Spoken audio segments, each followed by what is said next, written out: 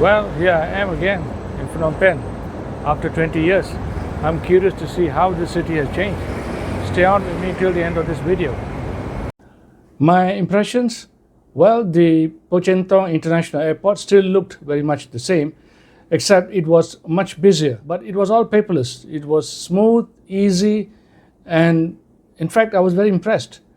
My driver told me that next year they will be moving to a new airport some 20 odd kilometers outside the city. It's a sure sign of progress, I thought. There's a definite sense of vibrancy in Phnom Penh today. 20 years ago, Phnom Penh then was far from glamorous. Dingy streets, decaying buildings amidst beautiful colonial and historical buildings. Those were my recollections when I was a frequent visitor to Cambodia from 2000 to 2004 for many of those ASEAN meetings. My last visit was around 2003. Today is very different.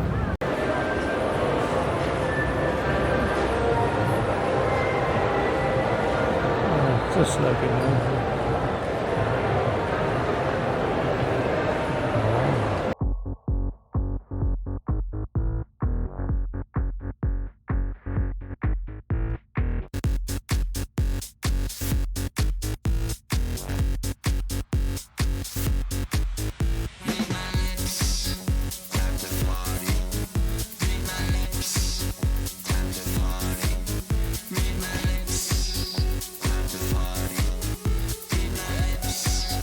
Especially because Cambodia, with its tragic history, is an ideal place to talk about peace and harmony. Equally intriguing was the organizer and host, a young gentleman with an equally curious name, drilango. Drilango, of Indian and Chinese parentage, had lost several relatives to the Khmer rouge. To top it, Ravindra had managed to attract a string of influential speakers, including a grandson of Mahatma Gandhi, Professor Rajmohan Gandhi. There were many eminent speakers from around the world. I was proud to be in a panel with a former vice minister from Japan. What truly surprised me was seeing Phnom Penh emerge as a thought leader for peace and harmony. While attending the conference, I couldn't help but reflect on the irony. Phnom Penh, once a scene of Cambodia's painful past, is now leading discussions on how to build peace and harmony in a chaotic world. The conference wasn't just about the absence of conflict. It was about actively building harmony through dialogue, mutual understanding, and cooperation. One of the most profound moments was the exchange of ideas on how Asia can support peace building and sustainable development. Much like Cambodia's own journey of recovery, I shared my thoughts on how the region could address conflicts and foster stability, particularly in the Indo-Pacific region. But at the heart of every conversation was the belief that peace and harmony are achievable goals. Phnom Penh, given its tumultuous history, has a moral authority to lead these dialogues and serve as a symbol of hope and reconciliation for the region. As I look at Phnom Penh now, it is clear that harmony isn't just a theoretical concept. It's something built over time, through resilience, cooperation, and a shared vision for the future. In my conversations with Ravindra, I realized that Phnom Penh is perfectly poised to take this effort to the next level. Ravindra, it was a fantastic conference. Can you tell us a little bit about how did this idea come about, this conference of yours? Sure. So I think this conference coming in a time of we need really to gather each other through dialogue,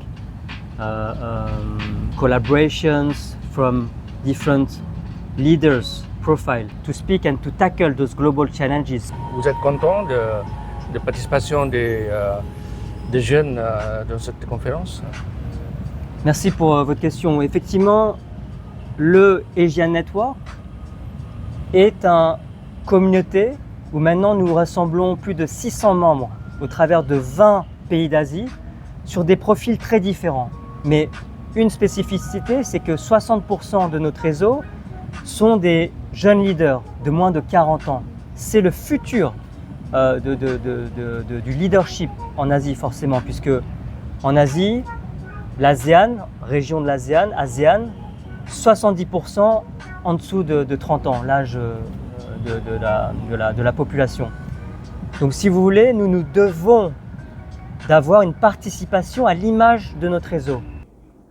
What if Phnom Penh could be the permanent venue for this dialogue on harmony? The world desperately needs builders of peace.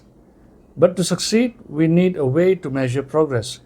That's why I suggested creating a harmony index, a tool to measure how well countries are fostering harmony. Yes, so we discussed this morning about this harmony index, but I think harmony index might be and will be relevant. We discussed about the idea to create the new index called the harmony index that can encapsulate the different idea to analyze whether or not we can achieve the harmony which will bring in the more peaceful society instead of war and conflict. I look forward to seeing this idea taking shape in the coming years.